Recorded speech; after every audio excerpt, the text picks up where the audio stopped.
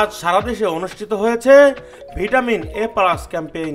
6 মাস থেকে 5 বছর বয়সী শিশুদের ভিটামিন এ প্লাস ক্যাপসুল খাওয়ানো হচ্ছে আজ। তবে অসুস্থ শিশুদের এই ক্যাপসুল খাওয়ানো যাবে না।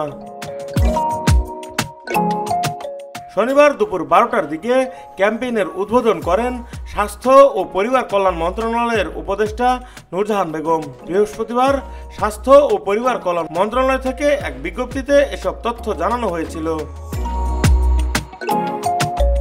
স্বাস্থ্য অধিদপ্তরের ওই সংবাদ বিজ্ঞপ্তিতে জানানো হয়, জেলা, উপজেলা ও ইউনিয়ন পর্যায়ে 6 থেকে 11 মাস বয়সী শিশুদের নীল ক্যাপসুল এবং 12 থেকে 59 মাস বয়সী শিশুদের লাল ক্যাপসুল খাওয়ানো হবে। ভিটামিন এ প্লাস ক্যাম্পেইনের মাধ্যমে বছরে 2 বার 98% শিশুকে ভিটামিন এ প্লাস খাওয়ানোর ফলে ভিটামিন এ অভাবজনিত অন্ধত্বের হার 1% নিচে কমে এসেছে এবং শিশু মৃত্যুর হারও কমেছে।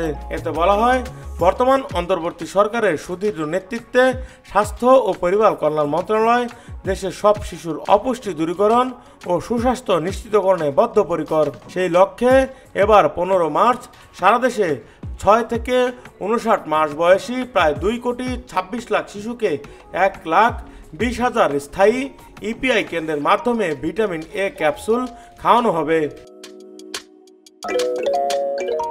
বিজ্ঞপ্তিতে আরও বলা হয়, স্বাস্থ্য ও পরিবার কল্যাণ মন্ত্রণালয়ের স্বাস্থ্যসেবাকে জনগণের দোরগোড়ায় পৌঁছে দেওয়ার জন্য নিরলসভাবে কাজ করে যাচ্ছে, যার ফলে বাংলাদেশে অপুষ্টির হার কমেছে এবং শিশু ও মাতৃমৃত্যুর উল্লেখযোগ্য হারে হ্রাস পেয়েছে।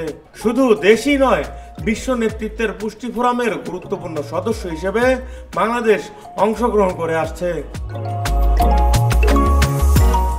দেশ স্বাধীন হওয়ার পরবর্তী সময়ে অপুষ্টিজনিত কারণে শিশুদের মধ্যে রাতকানা রোগের হার 4.10% ছিল।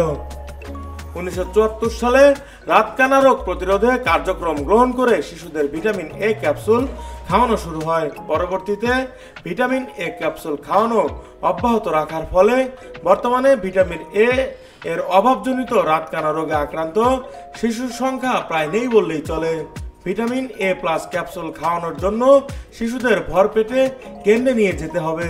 টিকা কেন্দ্রের স্বাস্থ্যকর্মী বা স্বেচ্ছাসেবক ক্যাপসুলের মুখ কাঁচি দিয়ে কেটে ভিতরে থাকা সবটুকু তরল শিশুকে খাওয়াবেন।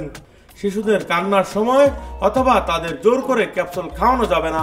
ভিটামিন এ প্লাস ক্যাম্পেইন পর্যালোচনার জন্য ক্যাম্পেইনের দিন প্রতিটি উপজেলা ও জেলা কেন্দ্রে সার্বক্ষণিক কন্ট্রোল রুম চালু থাকার কথা রয়েছে।